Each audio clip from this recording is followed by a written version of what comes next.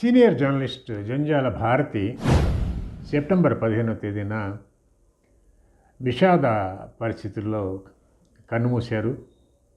ఇది తెలుగు జర్నలిస్టుల లోకంలో ఒక బాధని మిగిల్చినటువంటి సంఘటన. ఆవిడ 68 ఏళ్ళు ఉంటాయి. ఆవిడకి రీసెంట్గానే ఆస్తమా ఆవిడకి వచ్చింది. అమర్చేదాకా బాగానే ఉండేవారు. ఆస్తమా అటాక్ అయింది. ఆస్తమాతో బాధపడుతూనే ఆవిడ గాంధీ ఆసుపత్రికి వెళ్ళి ఆ ఆసుపత్రి నుంచి మన వయోధిక పాత్రికేయ సంఘం క్రియాశీల సభ్యుడు వాకటి మధుకి ఫోన్ చేయటము, మధు చొరవ తీసుకుని ఆసుపత్రి అధికారులతో మాట్లాడి ఆవిడికి తక్షణం వైద్య సహాయం అందజేయవలసిందిగా కోరడంతో వాళ్ళు కూడా చాలా పాజిటివ్గా రెస్పాండ్ అయ్యారు. ఆ తర్వాత వారు అత్యవసర వైద్య సేవలు అందించారు. కానీ భారతి గారు ఒంటరి మహిళ. ఆ ఒంటరి మహిళ కావడంతో ఆవిడకి వెనకాల ఆవిడ పక్కన ఉండి సహాయం చేసేటువంటి సహాయకులు ఎవరూ లేకపోవడంతో ఆసుపత్రి నియమ నిబంధనలకి లోబడి ఆవిడ్ని ట్రీట్మెంట్ మేము కంటిన్యూ చేయలేమండి, మీరు ఇంటికి వెళ్ళిపోండి అని చెప్పి అంబులెన్స్లో ఆవిడ్ని ఇంటికి పంపించారు. హైదరాబాదులోని రామ్నగర్ ప్రాంతంలో ఉన్న అపార్ట్మెంట్లో ఆవిడ వచ్చారు. ఆ పరిస్థితుల్లో ఆవిడ స్థితిగతులు తెలుసుకుని వయోధిక పాత్రికేయ సంఘం కార్యదర్శి కొండా లక్ష్మణరావు గారు, అలాగే కోశాధికారి కె శ్రీనివాసరెడ్డి గారు, సీనియర్ జర్నలిస్టు పరుచూరి జమున గారు, వీళ్ళంతా కూడా జోక్యం చేసుకుని ఆల్టర్నేటివ్గా ఏమైనా ఆవిడకి వైద్యం అందజేయడానికి అవకాశం ఉంటుందా అని ప్రయత్నం చేశారు. అలాగే సహాయకుల్ని ఎవరైనా అరేంజ్ చేయడానికి కూడా తమ వంతు ప్రయత్నం చేస్తూ వచ్చారు. చివరి నిమిషం దాకా కూడా ఆవిడకి ఏదో ఒక ఊరటం ఇవ్వటము, ఇటు ఎక్కడైనా పెట్టి వైద్య సేవలు అందించడానికి గట్టి ప్రయత్నమే చేశారు వయోధిక పాత్రికేయ సంఘం క్రియాశీల సభ్యులంతా కూడా. అయితే ఆ ప్రయత్నాలు ఏవి ఫలించలేదు. దానికి కారణం ఏమిటంటే భారతి గారు కూడా పెద్దగా సహకరించకపోవటమే. నేను ఎక్కడ ఏ ఆసుపత్రిలో చేరను, ఏదైనా ఒక మంచి కుటుంబం ఉంటే చూపించండి, అక్కడ నేను వాళ్ళ దగ్గర ఒక 10 రోజుల పాటు ఉండి నేను గడుపుతాను అని చెప్పి ఆవిడ అనటము, దానికి అదే కట్టుబడి ఉండటం అనేది జరిగింది. ఆ తర్వాత ఏ రకమైనటువంటి వైద్య సహాయం లేక అపార్ట్మెంట్లో 10 గంటల వరకు కూడా తలుపులు తీయకపోయేసరికి అపార్ట్మెంట్లో ఉన్నవాళ్ళు పోలీసులకు ఇన్ఫామ్ చేయడం, పోలీసులు వచ్చి తలుపులు పగలగొట్టి చూస్తే ఆవిడ నిర్జీవంగా పడి ఉండటం, తర్వాత ఆవిడ డెడ్ బాడీని ఆసుపత్రికి తీసుకెళ్ళటం, ఇవన్నీ చకచకా జరిగిపోయాయి. జంజాల భారతి గారితో చాలా సుదీర్ఘమైనటువంటి పరిచయం ఉంది.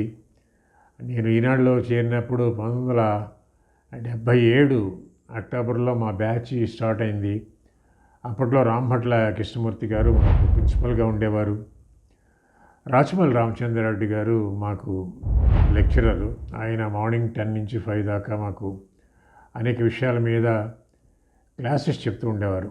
మా బ్యాచ్లో ఉన్న 2 మహిళల్లో జంజాల భారతి గారు ఒకరు.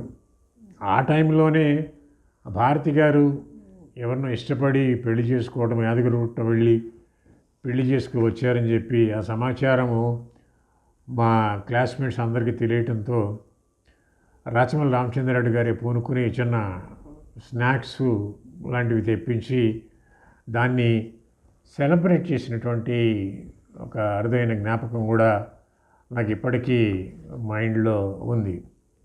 ఆ తర్వాత వైవాహిక బంధము ఎక్కువ కాలము కొనసాగినట్టు లేదు, విడాకులు తీసుకున్నారు భారతి గారు.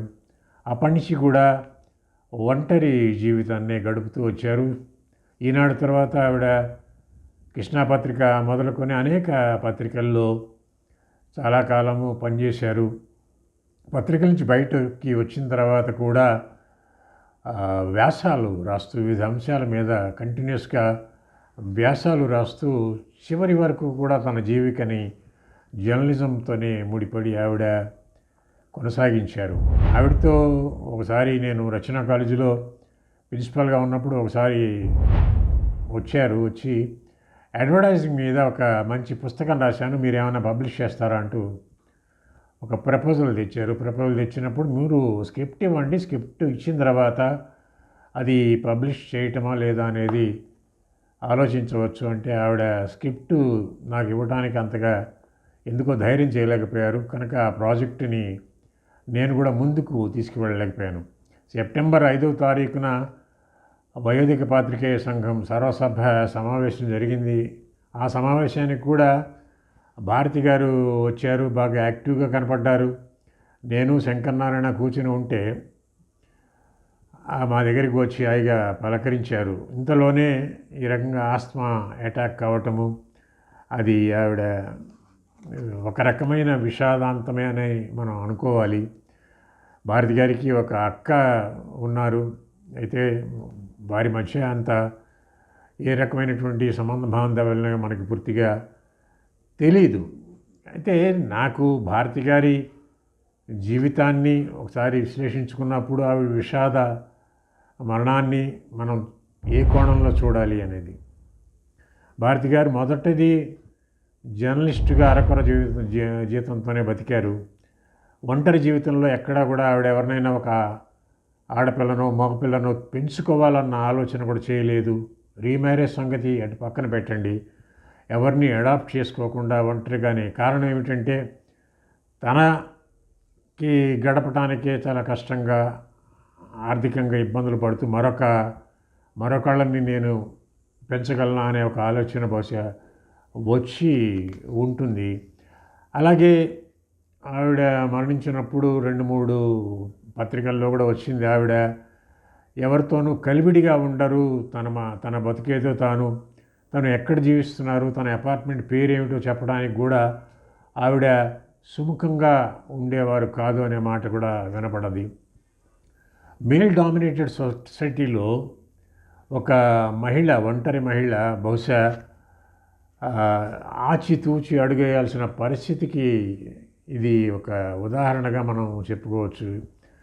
ఒంటరి మహిళ ఎవరితో అయినా హాయిగా కలివిడిగా ఉంటే దాన్ని కూడా అపార్థం చేసుకునేటువంటి ఒక పెడధోరణులు ఇప్పటికీ ఉన్నాయి. కనుక తన ఐడెంటిటీని తన ఎక్కడ ఉన్నది చెప్పలేదు, తన పరిస్థితులు కానీ స్థితిగతులు కానీ తన ఆరోగ్య విషయాలు కానీ ఎవరితో ఆవిడ షేర్ చేసుకోవడానికి ముందుకు రాకపోవటానికి ఏమిటంటే ఒక నేను చూస్తున్నది మేల్ డామినేటెడ్ సొసైటీలో నిజంగా ఇవాళ మనం ఒంటరి మహిళల సంఖ్య సమాజంలో, తెలుగు సమాజంలో మరీను పెరుగుతూ వస్తుంది.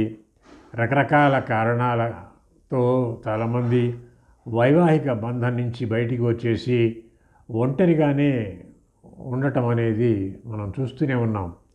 ఈ సమస్యని ఓవరాల్గా సమాజం అడ్రస్ చేయాల్సి ఉంది భవిష్యత్తులో. మరి వృద్ధాశ్రమాలు ఎంత పెరిగినా కూడా అక్కడ మళ్ళీ ఇలాంటి పరిస్థితి వస్తే చివరి దశలో అయినా తోడు నీడగా నిలవాలంటే ఆసుపత్రుల్లో ఏమైనా సేవలు తీసుకోవాలన్నా కానీ మీకు సహాయకులు కావాలి, కనిపెట్టుకుని ఉండేవాళ్ళు కావాలి అన్నప్పుడు అటువంటి పరిస్థితి భారతి గారికి ఎదురైన పరిస్థితి రేపు ఎవరికైనా ఎదురు కావచ్చు. కనుక ఒకటి, ఒంటరి మహిళలు మరింత భద్రమైన జీవితాన్ని ఎలా గడపాలి, చివరి రోజుల్ని ఎంత మనము ప్రశాంతంగా వెళ్ళేటట్లు, అట్లాగే హెల్త్ ఎమర్జెన్సీస్ వచ్చినప్పుడు ఏం చేయాలనే దాని మీద ఒక దూరదృష్టితో ఆలోచించాల్సిన పరిస్థితి మనకి కనపడుతోంది. ఇదేమైనా జంజాల భారతి గారు పూర్తిగా జర్నలిజంనే నమ్ముకుని జర్నలిజానికి అంకితమై చివరి వరకు కూడా జర్నలిజాన్నే ఆవిడ కెరీర్గా మలుచుకొని కంటిన్యూ అయ్యారు. ఒక కొలీగ్ని మనం కోల్పోవటం అనేది బాధాకరం.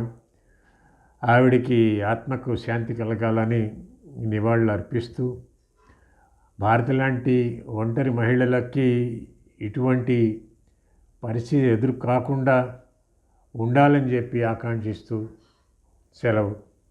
నమస్కారం.